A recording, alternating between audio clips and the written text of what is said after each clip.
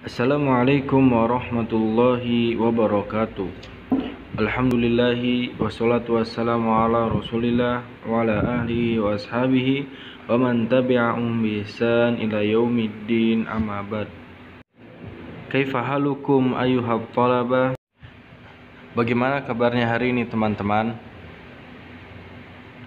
Semoga selalu dijaga kesehatannya oleh Allah Subhanahu wa taala. Amin ya rabbal alamin. Dan untuk yang sakit, semoga cepat disembuhkan dari penyakitnya. Nah, sebelum kita masuk ke pembelajaran, seperti biasa kita akan berdoa memohon kemudahan kepada Allah Subhanahu wa taala agar dimudahkan untuk mengambil ilmu yang bermanfaat ini. Bismillahirrahmanirrahim. Raditu billahi rabba wa bil islami dina wa bi Muhammadin nabiyya wa rasula. Rabbi zidni ilma warzuqni fahma. Kami ridho Allah Subhanahu wa taala sebagai Tuhanku, Islam sebagai agamaku, dan Nabi Muhammad sallallahu alaihi wasallam sebagai nabi dan rasulku. Ya Allah, tambahkanlah kepadaku ilmu dan berikanlah aku pengertian yang baik. Amin ya rabbal alamin.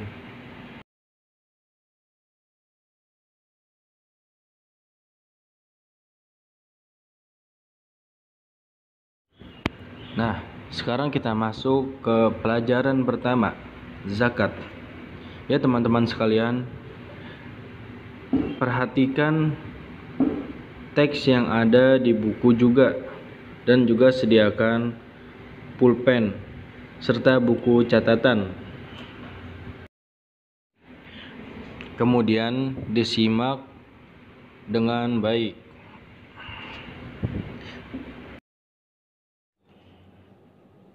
Pelajaran 1.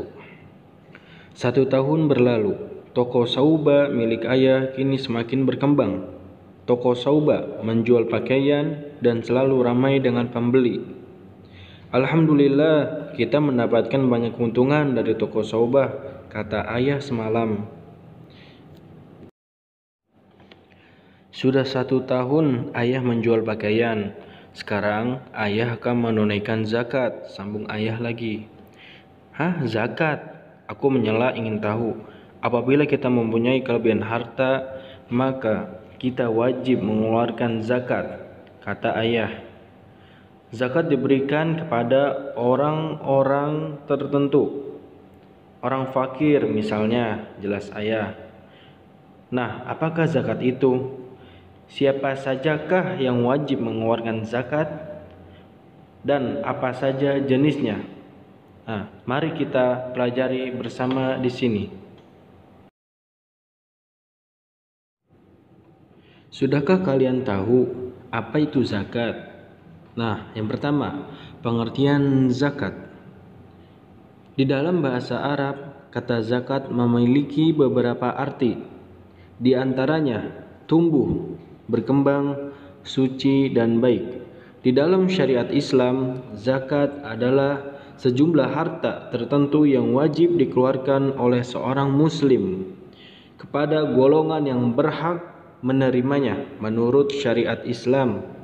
Zakat merupakan rukun ketiga Islam. Yang ketiga, ia termasuk cara beribadah kepada Allah melalui hubungan dengan sesama manusia. Zakat menurut bahasa dari kata bahasa Arab az-zakah, yang berarti bertambah, tumbuh, dan berkembang, juga bermakna suci. Menurut istilah, sesuatu yang hukumnya wajib diberikan dari sekumpulan harta benda tertentu menurut sifat dan ukuran tertentu kepada golongan tertentu yang berhak menerimanya. Nah, di sini Ustadz akan memberikan contohnya yang mungkin adik-adik ini udah pada tahu. Misal seperti akhir dari Ramadan atau 1 hari sebelum Idul Fitri. Nah, di situ dianjurkan untuk membayar zakat Misal beras beras sebanyak 2,5 kg. Nanti siapa yang berhak dapat, Ustadz? Yang berhak dapat seperti orang-orang fakir, miskin, dan orang-orang yang membutuhkan sekitar kita. Zakat adalah salah satu rukun Islam yang keempat. Yang pertama adalah membaca syahadat, sholat, puasa, kemudian zakat. Setelah itu baru haji bila mampu. Kemudian kita masuk kepada pembahasan hukum zakat. Sebagaimana yang disebutkan, zakat merupakan rukun Islam yang keempat. Oleh karena itu, hukum menunaikan zakat adalah fardu ain.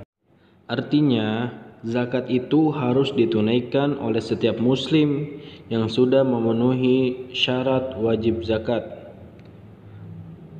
Allah Ta'ala berfirman, A'udzu billahi minasyaitonir rajim. Aqimus sholata wa atuz zakah. Dirikanlah salat dan tunaikanlah zakat. Surat Al-Baqarah ayat 43. Dan yang sebagaimana juga disebutkan dalam surat At-Taubah ayat 103. Ambillah zakat dari sebagian harta mereka. Dengan zakat itu kamu membersihkan dan menyucikan mereka. Ustadz, apa sih yang dimaksudkan dengan membersihkan dan mensucikan itu apa maksudnya? Kan kita udah dapat harta itu dengan yang halal. Kok harus membersihkan lagi? Kok harus mensucikan lagi? Nah, dengan adanya zakat ini, kita bisa menolong sesama kita, sesama orang-orang muslim, sesama orang-orang yang membutuhkan, dan menghilangkan sifat pelit kita, sifat kikir kita sama orang lain. Terkadang itu orang sudah punya banyak harta tapi sangat-sangat pelit sama orang yang di bawahnya. Jarang sekali untuk memberi kepada orang fakir miskin, kepada orang-orang yang membutuhkan. Dengan adanya zakat ini, insya Allah itu akan membukakan hati-hati mereka untuk saling membantu kepada orang-orang yang sekiranya itu susah, orang-orang fakir miskin. Kita bisa membantu dengan sedikit kelebihan harta kita. Maka hal yang seperti ini dimaksudkan yaitu membersihkan dan mensucikan. Nah, dan ini salah satu contohnya. Dengan adanya zakat, kita bisa silaturahmi mungkin kepada orang-orang yang sebelumnya belum kita kenal. Kita bisa membantu, dan secara tidak langsung pun kita merasa senang. Kita bisa membantu orang-orang yang membutuhkan. Sebagaimana yang disabdakan oleh Rasulullah SAW, al-muslim akhul muslim. Seorang muslim dengan muslim lainnya adalah saudara. Mau saudara jauh, mau saudara dekat, entah itu yang dekat rumah kita ataupun yang jauh, itu adalah saudara. Kita harus saling tolong menolong, saling membantu. Jika kesulitan, misal dalam hal pinjam meminjam, jika kita bisa membantunya, maka kita harus membantu. Gambar ini juga menunjukkan zakat dan lain semacamnya juga menumbuhkan rasa tolong menolong kepada orang yang membutuhkan.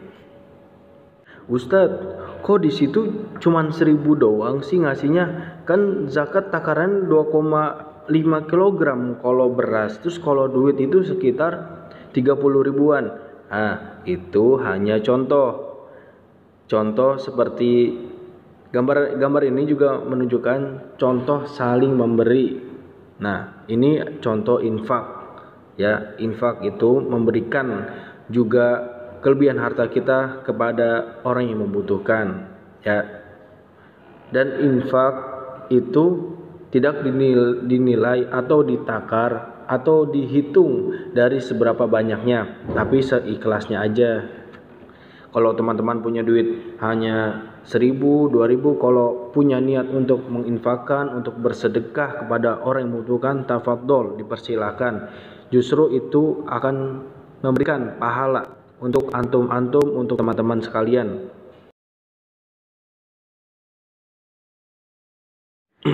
Nah, teman-teman sekalian, adanya zakat itu juga yaitu untuk meminimalisir adanya maling, adanya kasus pencurian. Nah, seperti itu. Adanya maling atau orang-orang nyuri kan karena mereka butuh harta, butuh sesuatu yang dia inginkan. Nah, setidaknya adanya zakat itu juga atau segala macamnya, adanya sedekah itu, adanya infakah itu juga untuk membantu mereka. Nah, Ustadz, bagaimana kalau mereka ini udah dikasih zakat, misal udah dikasih uang tapi masih nyuri, masih maling. Nah, itu bagaimana Ustadz cara mengobatinya, cara menasihatinya bagaimana? Ya, kita cukup mendoakan saja, semoga mereka bisa kembali kepada jalan yang benar. Semoga Allah senantiasa memudahkan urusannya dalam hal kebaikan dan cepat-cepat insaf. Nah, itu aja yang paling mudah.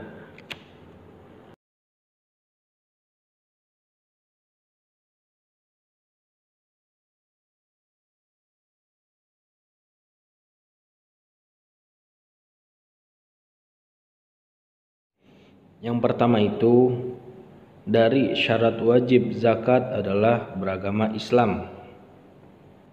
Kedua, merdeka, yaitu bukan hamba sahaya. Nah, Ustadz, apa sih ini maksud hamba sahaya itu apa? Nah, budak itu misalnya Ustadz punya barang seperti laptop misal. Nah, laptop itu adalah budaknya Ustadz. Contohnya barang ini ya, boleh Ustadz rawat, misalkan Ustadz lap-lap, atau sebaliknya boleh Ustadz banting, boleh Ustadz rusak. Nah, modelnya seperti itu.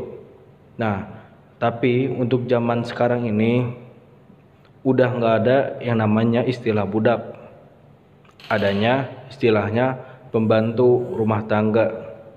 Nah, tapi pembantu yang ada zaman sekarang ini bukan budak. Justru sebaliknya, kita harus menyayanginya, tidak boleh menghina atau segala macamnya, ya. Sangat beda jauh antara budak dengan pembantu. Intinya, budak itu barang yang kita punya, sesuatu yang kita punya, boleh kita rawat ataupun kita rusak. Nah, itu budak. Intinya seperti itu aja ya. Jika ada yang kurang paham atau selebihnya bisa nanti tanyakan harta yang dizakati setelah menonton video ini. Nah, misal kita udah punya uang, udah hampir setahun udah puluhan juta. Nah, nanti harta dari sebagian kecilnya itu kita zakati, bukan punya orang lain. Misal kita ngambil bukan hak kita, misal kita nemu duit di jalan, atau misalnya kita nyuri, apalagi nauzubillah gitu kan, kita nyuri, kita ambil punya orang lain kemudian kita zakati. Nah, itu sangat tidak dianjurkan ya teman-teman. Kemudian yang keempat, telah mencapai nisab, yaitu batas minimal harta yang wajib dikeluarkan zakatnya. Nah, itu yang tadi Ustadz contohkan, misal udah punya duit dalam setahun itu udah sampai puluhan juta. Nah, maka berapa yang harus dikeluarkan? Nah, nanti ada tuh hitung-hitungannya. Ya. Sekarang yang penting kita tahu nih syarat wajib zakatnya tuh apa aja. Nah, next. Nah, yang terakhir, telah memasuki haul, yaitu periode 1 tahun atau ketika panen. 1 tahun misal seperti tadi harta seperti uang ya, dan ketika panen misalnya seperti makanan pokok ya, seperti beras, gandum dan segala macamnya. Oh iya teman-teman, jangan lupa teman-teman hafalkan syarat wajib zakat, dari pengertian zakatnya, dari hukum zakatnya, fardu ain kah, wajib, sunnah atau segala macamnya, kemudian dalilnya dan syarat wajib zakat. Ya, pelan-pelan saja hafalinnya sambil dibaca berulang kali. Ya, hitung-hitung murojaah gitu kan, supaya lengket gitu. Nanti jadi ketika ujian atau ketika praktik tuh langsung keluar gitu dari akal pikiran antum semua. Oh, ini syarat wajib zakat apa nih? Oh, hafal nih. Oh, ini harus agama Islam. Oh, harus merdeka, bukan budak, begini-begini. Nah, Masya Allah kan gitu.